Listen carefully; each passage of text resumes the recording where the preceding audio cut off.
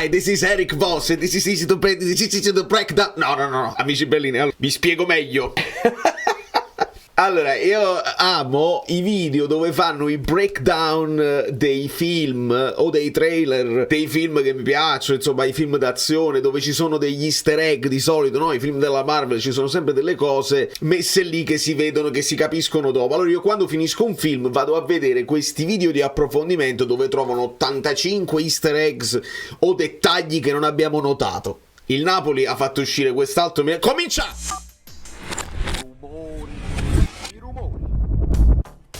Allora, perché non devo dare per scontato che tutti sanno tutto e tutti seguono tutto, come i miei amici abbonati che praticamente mi tengono sul pezzo, le notizie arrivano prima ancora che escano. Benvenuto Giuseppe Falasconi e iscrivetevi al canale perché spero questa volta di darvi dei dettagliucci che magari vi siete persi, oppure potete darne voi a me, perché molto spesso succede così sul canale, no? Anche durante le live mi date degli spunti, io capisco delle cose, intuisco meglio e poi analizziamo. Allora, il Napoli ha fatto uscire 30 secondi di video che ci continua a dare hype per questo film documentario e si vedono benissimo delle cose. Allora, prima di tutto andiamo nel dettaglio. Io vi posterò degli screenshot, ovviamente non posso postarvi i video perché chi sono? Ho paura che mi bloccano tutto, però con gli screenshot si può fare. E andiamo frame per frame perché ci sono dei dettagli molto interessanti. Prima di tutto il contesto è lo spogliatoio, il titolo del pezzettino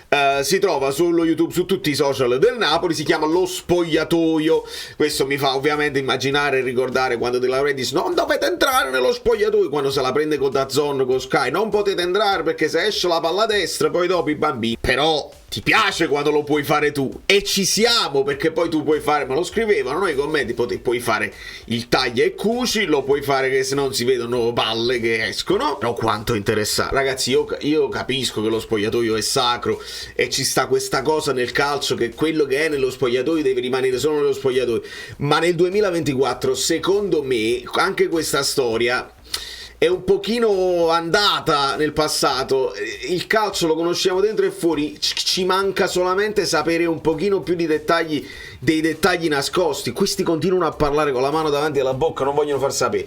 In questo caso noi vediamo un po' di parole di Spalletti, cerchiamo di capire delle cose. Allora, il film, il pezzettino si apre con Anghissà che si gira e parla in italiano e dice dobbiamo il momento giusto, con calma. Ovvio che Anghissà dica con calma, no? È sempre la calma. E dobbiamo subito chiederci di che partita si tratta, e dopo varie, insomma, indagini si può capire che la partita contro il Monza è Monza-Napoli. Vedete come ritorna poi sempre la questione del Monza. E io vi invito veramente, perché sono andato a rivederla io, perché non ti puoi mai ricordare tu. Ci ricordiamo che perdemmo, però ci dobbiamo ricordare come perdemmo, e mi sono andato a rivedere la mia reaction.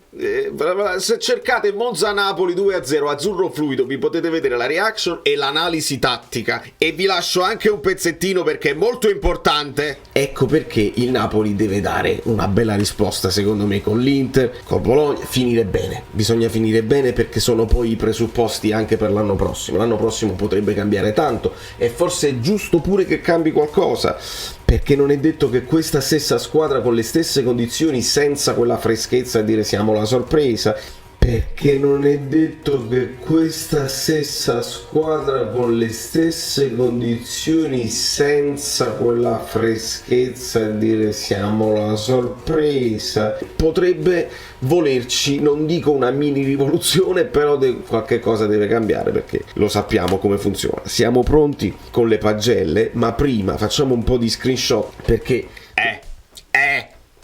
capiamoci. E allora tu avevi a disposizione tutte queste informazioni per non fare gli errori che hai fatto quest'anno. Ma andiamo avanti, questo ci serve per l'anno prossimo.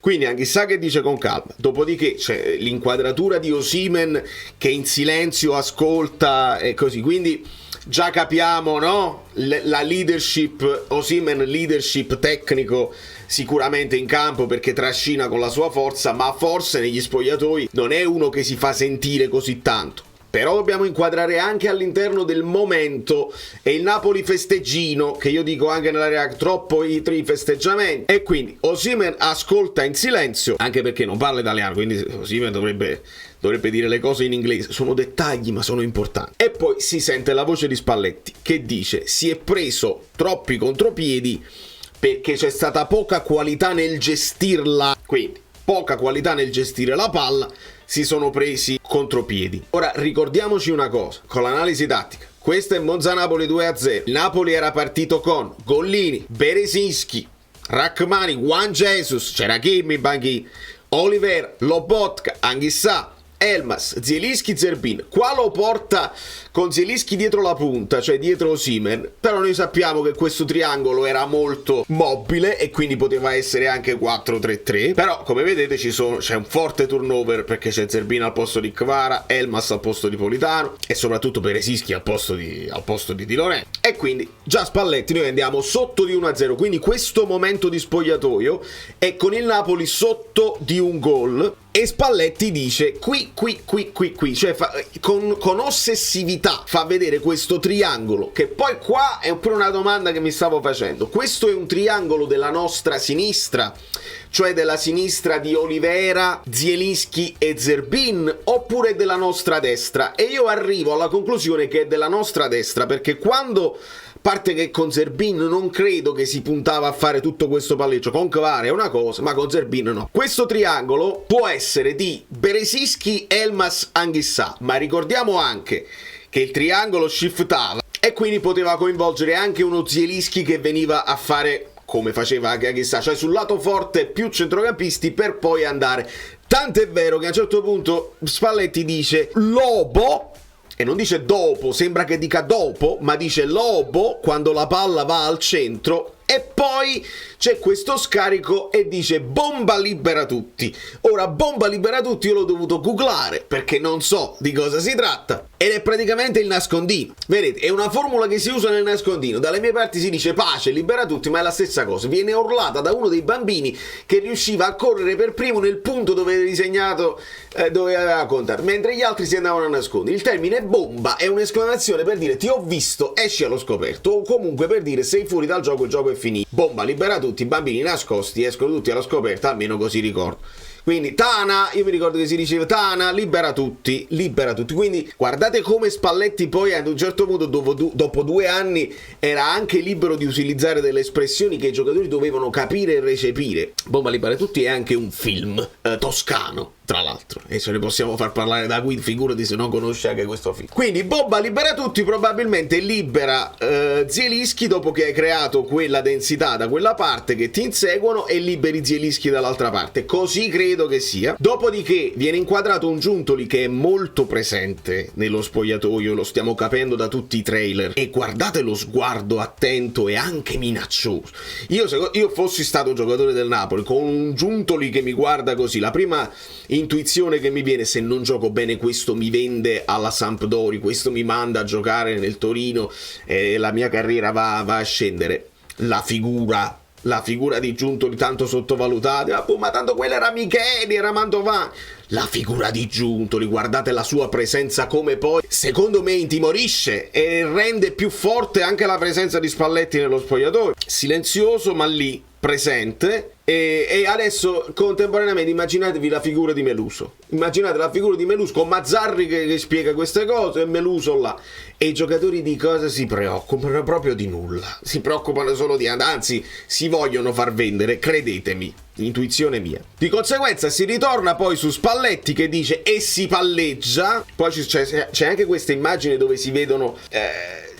si vede il quadrato nell'area dove potrebbe essere l'area da attaccare, però secondo me quella è la destra, quindi noi stiamo attaccando verso il basso, come vedemmo anche nelle immagini di Roberto Mancini, CT dell'Italia, li metteva dall'alto verso il basso, no, i giocatori. Quindi secondo me noi stiamo attaccando verso il basso, quel triangolo è sulla destra e si vede i movimenti che devono fare i difensori, poi si vede in rosso probabilmente i contromovimenti che fa il Monza, e si vede anche poi quando Spalletti dice e si palleggia c'è tempo per vincere e si allontana, si vede Baldini che stacca quella cosa e si intravede in un mezzo frame poi la formazione del Monza, anche lei messa dall'alto verso il basso, e quindi è così che evidentemente ragionano per semplicità i tecnici. Poi qualche tecnico lo fa diversamente, qualche tecnico poi mette le formazioni una contro l'altra.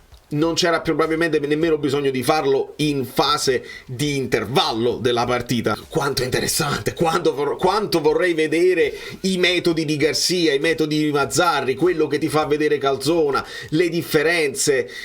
Qualche cosina la vediamo quando andiamo a vedere i documentari sul Tottenham. Abbiamo visto Mourinho, abbiamo visto Guardiola, Pirlo. Ci hanno fatto vedere poco di quella roba lì sulla serie sulla Juventus, però io sono emozionatissimo, non vedo l'ora che questa cosa del film venga liberata anche per la gente all'estero, perché credetemi, sì, al cinema uno ci va, io ci andrei, ci sarei andato per godermela così, ma io devo prendere appunti, cioè io mi devo sedermi, devo mettere pausa ad ogni 5 secondi. E l'idea che vi avevo dato che poi uscirà una serie a episodi, io non vi posso dire una cosa, fidatevi solamente di me, fidatevi di me,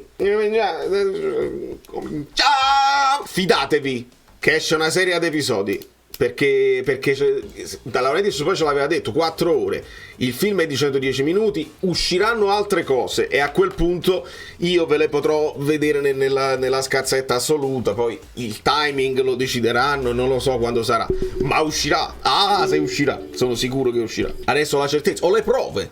Quindi tutto molto bene. Giusto per cronaca, ricordiamo che al 45esimo entra Kvara al posto di Zerbin, poi nell'ordine entrerà Politano, uscirà Anghissà, entrerà Simeone, entrerà anche al posto di Lobotka Raspadori, si chiuderà con un Napoli con 4 difensori, entra anche Di Lorenzo al posto di Beresischi, il Napoli chiude con un 4-6, perché poi ci saranno Simeone ed Osimhen, a centrocampo Zielinski e Raspadori, con Kvara, Politano, cioè tutti all'attacco. Prendiamo un altro gol con Petagnone che se lo meritava pure, e fu il Napoli che abbiamo vinto, che te ne fotte, eccetera eccetera. E invece nello specifico dell'analisi io vi feci, andatevela a rivedere quel video per sfizio, perché si capisce tutto quello che si doveva già intuire, e ne parlammo, e poi con il senno del poi, ma pure con il senno del presente, nemmeno del prima, si era capito che bisognava intervenire su questa squadra. Spalletti l'aveva capito benissimo.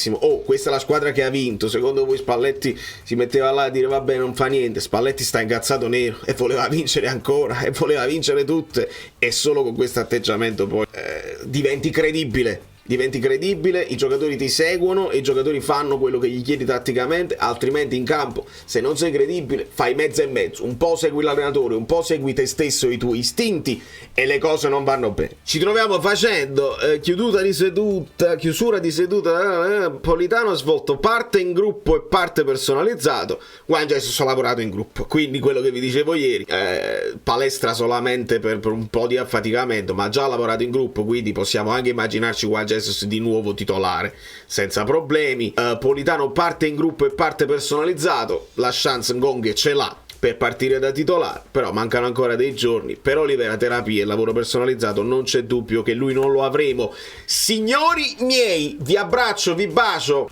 Se il Napoli ci dà tutti questi pezzettini mi fa contento, perché almeno io all'estero ho qualcosa da vedere, da analizzare, che comunque mi emoziona. Pensate come siamo folli noi, cioè, non è questione di romanticismo, io sto guardando al futuro, non al passato, non è perché sono nostalgico di Spalletti, me ne frega assai, e che voglio capire chi potrà prenderne il posto e avere lo stesso impatto, perché non è più il Napoli sorpresa, è il Napoli che deve riprendersi e deve poi, cioè ci devono arrivare le griglie Napoli sesto, quinto se va bene, e noi dobbiamo andare oltre. È l'unico modo che ci fa andare. Quando partiamo da favoriti non è il caso, no, ci frega. Da New York, Valerio Fluido è tutto. Se esce qualche altra cosa fatemelo sapere che lo copriamo.